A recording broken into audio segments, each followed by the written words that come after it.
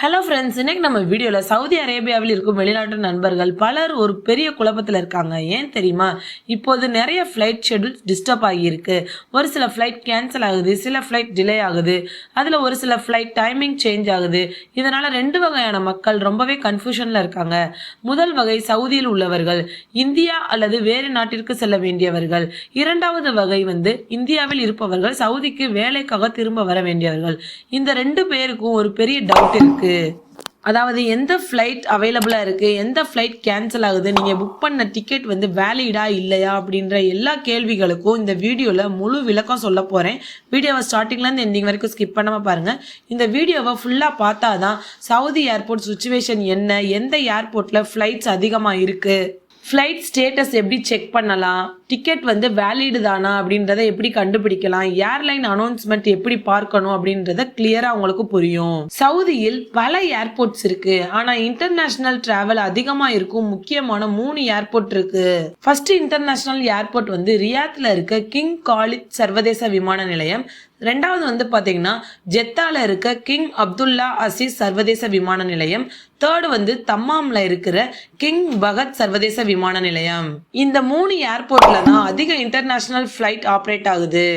இப்போ இருக்க current situation என்ன தெரியுமா? ரியாத் மற்றும் ஜெத்தா ஏர்போர்ட்ல ஃபிளைட்ஸ் அதிகமா ஆப்ரேட் ஆகுது. ஆனா தம்மாம் ஏர்போர்ட்ல ஃபிளைட்ஸ் கொஞ்சம் லிமிட்டடா தான் இருக்கு. சில நாட்களில் இந்தியாவுக்கு ஒரு ஃபிளைட் அல்லது 2 ஃபிளைட் மட்டுமே இருக்கலாம்.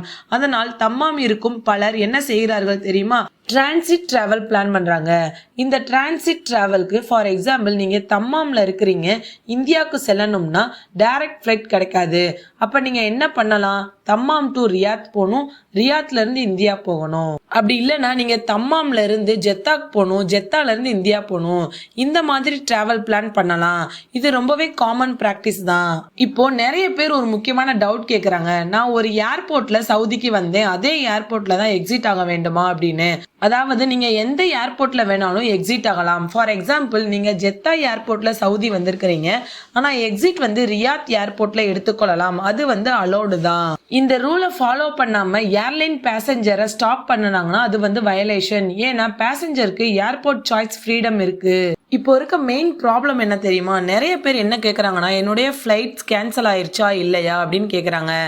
Airline website sometime correct status காட்ட மாட்டேங்குது. அதனால நிறைய பீப்புள் கன்ஃபியூஸ் ஆயிடுறாங்க. ஃபர்ஸ்ட் நீங்க செய்ய வேண்டியது என்னன்னா, ஏர்போர்ட் அஃபிஷியல் வெப்சைட்டை நீங்க செக் பண்ணணும். ஃபார் எக்ஸாம்பிள் ரியாத் ஏர்போர்ட் வெப்சைட்டை ஓபன் பண்ணணும். அங்க arrival flights, departure flights list இருக்கும். அதுல ஃபிளைட் நம்பர் சர்ச் பண்ணிக்கலாம். அது மூலமா எந்த ஃபிளைட் இருக்கு, எந்த ஃபிளைட் கிளம்பி இருக்குன்றத டீடைல்ஸை நீங்க பாத்துக்கலாம். ஃபார் எக்ஸாம்பிள் உங்களுடைய ஃபிளைட் நம்பர் XY123, ரூட் பாத்தீங்கன்னா ரியாத் டு டெல்லி. அப்ப நீங்க செக் பண்ண வேண்டியது இந்த ஃபிளைட் அன்னைக்கு ஆப்ரேட் ஆனதா இல்லையான்னு மட்டும் தான் நீங்க செக் பண்ணணும். ஒரு நாள் டேட்டா பார்த்தா போதாது, லாஸ்ட் 5 நாளுக்குரிய டேட்டா நீங்க பார்க்கணும். அதனால உங்களுக்கு ஒரு ஐடியா வரும். ஃபிளைட் ரெகுலரா ஆப்ரேட் ஆகுதா இல்லையான்னு நீங்க ஈஸியா தெரிஞ்சுக்க முடியும். நெக்ஸ்ட் ஃபிளைட் ட்ராக்கிங் வெப்சைட் நீங்க யூஸ் பண்ணலாம். ஃபார் எக்ஸாம்பிள் ஃபிளைட் ரேடார் 24 இந்த வெப்சைட்ல ஃபிளைட் ஹிஸ்டரி நீங்க பாத்துக்கலாம். அதுல ஃபிளைட் கேன்சல் ஆயிருக்கா இல்லையா, டிலே ஆச்சா இல்லையா, டைம் சேஞ்ச் பண்ணிருக்காங்களா அப்படின்றத எல்லாமே நீங்க பாத்துக்கலாம். நெக்ஸ்ட் ஒரு முக்கியமான விஷயம், ஏர்லைன்ஸ் அபிஷியல் அனௌன்ஸ்மெண்ட் வெளியிடுவாங்க. எக்ஸாம்பிள் ஏர் இந்தியா அவர்கள் அனௌன்ஸ்மெண்ட் பப்ளிஷ் பண்ணுவாங்க. எக்ஸாம்பிள் மார்ச் 13 வரை ஃபிளைட்ஸ் ரீஷெட்யூல் அலோடு அல்லது ஃபுல் ரீஃபண்ட் அலோடு. இந்த அனௌன்ஸ்மெண்ட் வெப்சைட்ல இருக்கும். இன்னொரு ஏர்லைன்ஸ் எக்ஸாம்பிள் பார்க்கலாம். ஃப்ளைனாஸ் சில ரூட்ஸ் டெம்பரவரி சஸ்பெண்ட் ஆகலாம். அவங்க வெப்சைட்ல அப்டேட் பப்ளிஷ் பண்ணுவாங்க. ஃப்ரெண்ட்ஸ், இந்த மாதிரியான சுச்சுவேஷன்ல நீங்க டிக்கெட் புக் பண்ணும்போது டிராவல் ஏஜென்ட்டை அவாய்ட் பண்ணலாம். டைரக்ட் ஏர்லைன் வெப்சைட்ல புக் பண்ணுங்க. ஏன் தெரியுமா? டிக்கெட் டிராவல் ஏஜென்ட் மூலமா புக் பண்றீங்கன்னா, ஏர்லைன் கான்டாக்ட் பண்றீங்க அப்படின்னா அவங்க என்ன சொல்லுவாங்கன்னா, டிக்கெட் தேர்ட் பார்ட்டிகள் இஷ்யூ ஆனது, ஏஜென்ட்டை கான்டாக்ட் பண்ணுங்கன்னு சொல்லுவாங்க. அப்போ ப்ராசஸ் ஸ்லோவாயிரும். டைரக்ட் ஏர்லைன் வெப்சைட்ல டிக்கெட் இருந்தா நீங்க தான் டிக்கெட் ஓனர். அதனால refund request, reschedule, route change இது எல்லாமே ஈஸியா இருக்கும். இப்போதைக்கு சுச்சுவேஷன் கரெக்டா இல்ல, அதனால யாரும் பேனிக் ஆகாதீங்க. ரியாத் மற்றும் ஜெத்தா ஏர்போர்ட்ல ஃபிளைட் கண்டினியூவா இருக்கு.